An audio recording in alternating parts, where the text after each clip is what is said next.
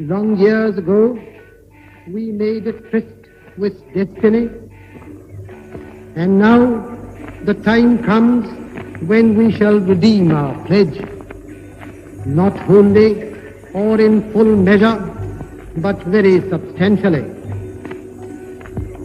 At the stroke of the midnight hour, when the world sleeps, India will awake to life and freedom.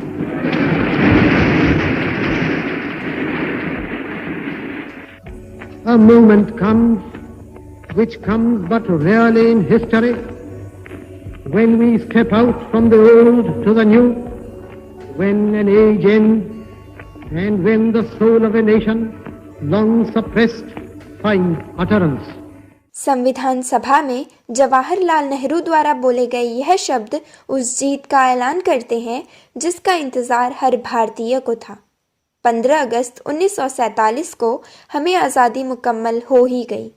यह बात गौरतलब है कि आज़ादी का ऐलान भले ही 15 अगस्त को हुआ, लेकिन आज़ाद, संप्रभु, लोकतंत्रात्मक गणराज्य बनाने की कोशिश दशकों पहले ही शुरू हो चुकी थी। इन कोशिशों को कलमबद्ध करने की जिम्मेदारी थी संविधान सभा की।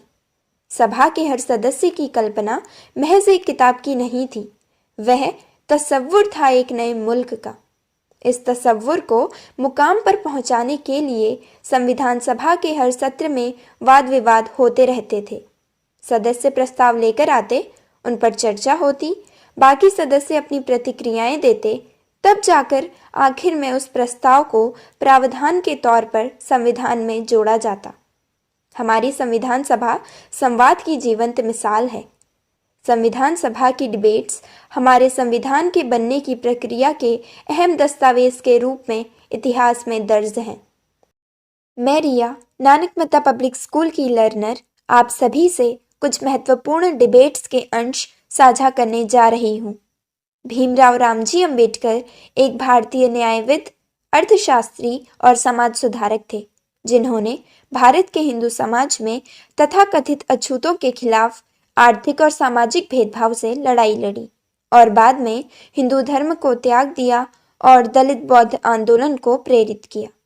25 नवंबर 1949 को बाबा साहब ने संविधान सभा में कहा कि अपने राजनीतिक लोकतंत्र को हमें सामाजिक लोकतंत्र का रूप भी देना चाहिए।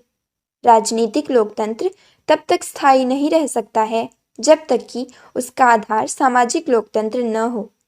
सामाजिक लोकतंत्र का क्या अर्थ है?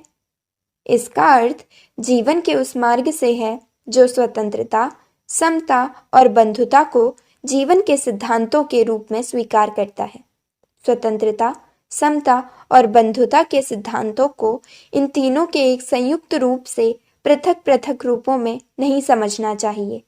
ये तीनों मिलकर एक ऐसा संयुक्त रूप बनाते हैं कि इनमें से एक को दूसरे से अलग करना लोकतंत्र के मूल प्रयोजन को ही विफल कर देना है।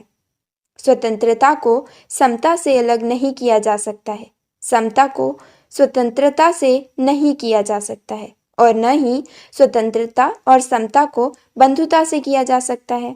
समता विहीन स्वतंत्रता कुछ व्यक्तियों की अनेक व्यक्तियों पर प्रभुता को जन्म देगी। स्वतंत्रता विहीन समता व्यक्तिगत पहल को नष्ट कर देगी। बंधुता के बिना स्वतंत्रता और समता अपना स्वाभाविक मार्ग ग्रहण नहीं कर सकते। डॉक्टर भीमराव अंबेडकर की नज़र में हमारा सामाजिक लोकतंत्र समाज के हर धड़े के लोगों के लिए समावेशी होना चाहिए। वहीं भारतीय उपनिवेश विरोधी राष्ट्रवादी, धर्मनिरपेक्ष मानवतावादी, सामाजिक लोकतंत्रवादी और लेखक जवाहरलाल नेहरू के लिए भारतीय गणराज्य के अलग ही मायने थे। संविधान सभा के अपने वक्तव्य में उन्होंने कहा कि हमारे गणतंत्र में पूरा भारत शामिल होगा। भारत संप्रभु, स्वतंत्र और एक गणतंत्र होने के लिए बाध्य है। अगर इसे स्वतंत्र और संप्रभु राज्य बनना है तो हमारे पास न बाहरी राजतंत्र होगा और न ही स्थानीय राजतंत्रों के लिए कोई जगह होगी। यह अनिवार्य रूप से एक गणतंत्र होना चाहिए। यूं ही वाद विवाद और चर्चा के फलस्वरूप हमारा संविधान अपना रूप लेता जा रहा था। अब बारी थी मौलिक अधिकारों की। संविधान सभा बेहद ही विचार विमर्श के बाद इस नतीजे पर आई कि नागरिकों को बेशक अधिकार मिलने चाहिए, लेकिन उनमें कुछ जायज़ प्रतिबंध भी होंगे।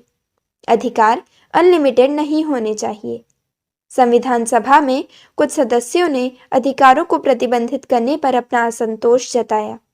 सोमनाथ लाहिड़ी जी का कहना था कि मैं जानता हूं कि इनमें से अनेक मौलिक अधिकारों को एक सिपाही के दृष्टिकोण से बनाया गया है। आप देखेंगे कि काफी कम अधिकार दिए गए हैं और प्रत्येक अधिकार के बाद एक उपबंध जोड़ दिया गया है। लगभग प्रत्येक अनुच्छेद के बाद एक उपबंध है जो उन अधिकारों को पूरी तरह से वापस ले लेता है। हाँ, अधिकारों को प्रतिबंधित किया गया है ताकि कोई नागरिक अपने अधिकारों के नाम पर बाकी नागरिकों के अधिकारों का हनन ना कर सके। ऐसी स्थिति में बहुसंख्यक जाहिर ही अल्पसंख्यकों के अधिकारों पर वर्चस्व जमा सकते हैं। इस पर संविधान सभा में सरदार हुकुम सिंह का कहना था कि बहुसंख्यकों पर एक गंभीर उत्तरदायित्व है कि वे देखें कि अल्पसंख्यक सुरक्षित महसूस करें। केवल एक धर्मनिरपेक्ष शासन में ही अल्पसंख्यक सुरक्षित रहेंगे। उनके लिए राष्ट्रवादी होना लाभकारी है। बहुसंख्यकों को अपने राष्ट्रीय दृष्टिकोण का दिखावा नहीं करना चाहिए। उन्हें स्वयं को अल्पसंख्यकों की स्थिति में रखकर उनकी आशंकाओं को समझना चाहिए। सुरक्षा की सभी मांगें उसी आशंका पर आधारित हैं जो अल्पसंख्यकों के मन में अपनी भाषा, लिपि और नौकरियों के अवसर के संबंध में है। तकरीबन 3 वर्षों तक इस तरह के संवाद जारी रहे।